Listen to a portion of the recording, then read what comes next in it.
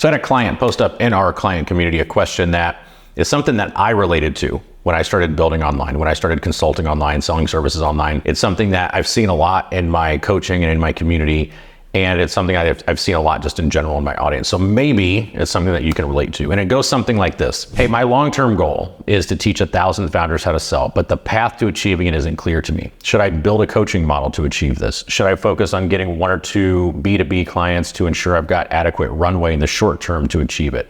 Should I productize what I've already been doing? I get this. I get this because what I see when I see that question is I'm confused on business model. I'm confused on the order of operations. Here's how I answered that privately and now for you. The 2 questions are, what model do I pick? And the second is the order of operations. What model do you pick? First, let's assume that you've got good economics, right? Let's assume that you've got a good market. Let's assume that you've got an offer or a fulfillment or a delivery or a transformation, something that you deliver that's valuable. Let's assume that they'll pay for it. Let's assume you've got like that in place. When I'm thinking of models, I'm thinking of which model is going to help me achieve my goals, and then what are the constraints or what are the requirements of that business, of that model for me to get there? If I look at it and I say, I want to teach 1,000 founders how to sell, there's probably other things that I want from the business too. Maybe I need it to be location independent, right? Maybe I want to live in Cabo as I do. Maybe I want to do something else, or maybe that's not important to me. Maybe I need it to be an 8-figure business.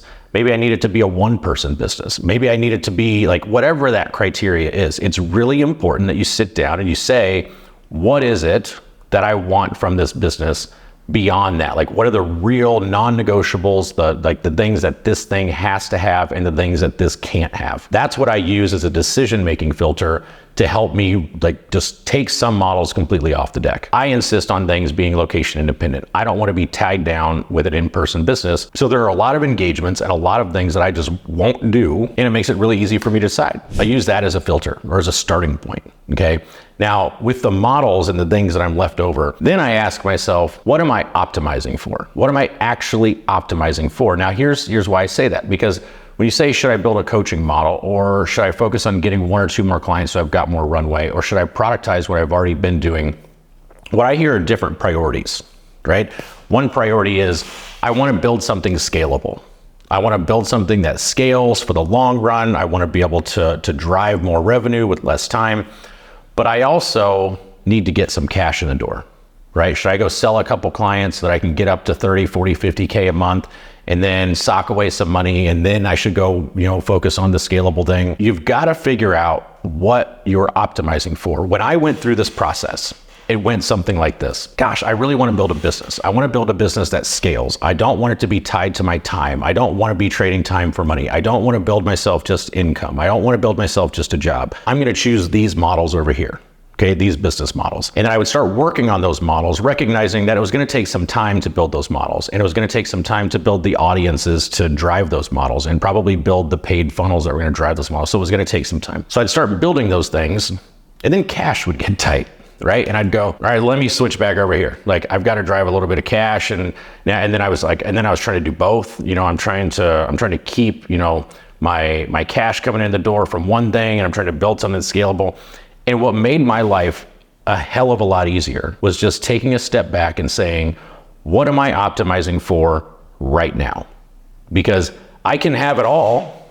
I just can't have it all at the same time. I can't have it all right now.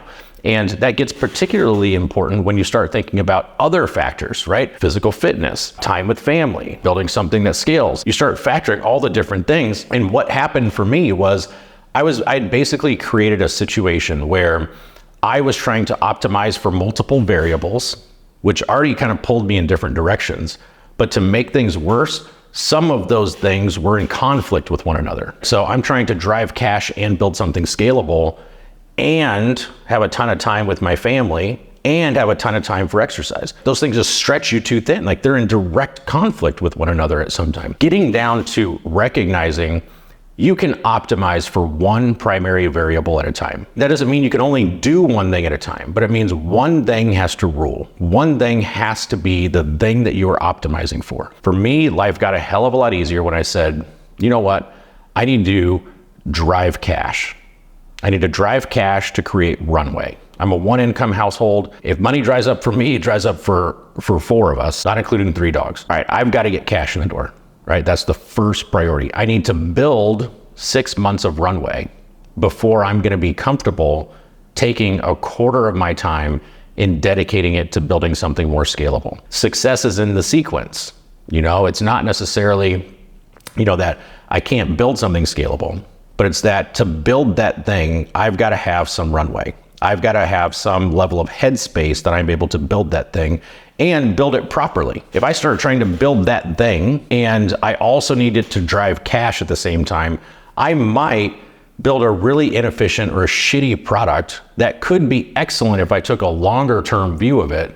But because I'm thinking short term, because I need cash in the door today, I'm actually kind of cannibalizing or screwing that product up. Okay, so I accepted I'm going to need to drive consulting revenue and I'm going to need to sell services until I've got X amount of money in the bank. And once I have X amount of money in the bank, I'm going to be comfortable taking a portion of my time, dedicating that to something that's more scalable. And then that thing that I'm building that's more scalable, I'm going to be more comfortable taking a long-term view of things. I'm going to be more comfortable saying, it's okay if that doesn't 10x in the next 12 months. Like if it's got a good long-term trajectory, I can make better decisions because I'm not acting hastily. Then start executing on that thing. Now, what are you optimizing for? That to me has been one of the most defining and one of the most important things to get clear on in order to have the level of sanity that I needed to make good decisions. So my advice to him was, when it comes to models, just take a look and say,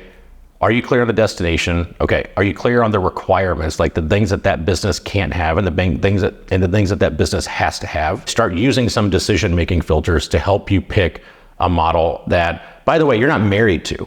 Like, it's not like if you pick a business model today that like you're fucking stuck with it. Like, you're tough shit. Like, you pick the community model, you're glued to that thing forever. It's not true. I mean, if you've got a community, that can morph into selling some mid-ticket or higher ticket services. That can, blend into selling sponsorships. Like, it can evolve, right? So you're basically saying, what model am I starting with? What model am I focused on right now? And then secondly, when you're thinking through, all right, should I build this model? Should I build this model? Should I drive cash? Should I sell high ticket? Should I sell low ticket? You want to ask yourself, what are you optimizing for? What is the most important variable that you've got to optimize for first and foremost? Let that be your guiding star, okay? Then, if you need to, maybe you side hustle yourself on some shit, I don't know. But what are you optimizing for? And in my case, it had to drive income. Enough income made it possible to start building a business. Building a business made it possible to start getting time back. Getting time back, then, like you can see, it compounds. That was my answer to him. That's been my experience with when I get into these jams. When we conflate all of our goals and our variables and we try to do it all at the same time, it just leads to overwhelm, leads to paralysis, leads to a lot of frustration. And the last thing I would say is it was both disappointing and liberating to pick the thing that I needed to optimize for. It was disappointing because wanted to build the scalable thing, but had to drive cash, right? Had to create more runway, like to give myself that space. So I was disappointed, right? Because I wanted to be working on that thing. At the same time, man, it was liberating, like to go, okay, like, all right, I know what I'm focused on, right? I know what I'm focused on. I've now got some boundaries and some blinders that allow me to just deflect, like things that would have been a distraction or whatever, like they just bounced off of me. Then with a compounding starts to set in motion. So it was disappointing and liberating. Anyway, this has been my experience. And since I've heard it more than once, thought I would share how I work through those decisions now and what's worked for me. If it's been helpful, feel free to subscribe to the channel for more business tips, sales tips, building online, you name it. Adios.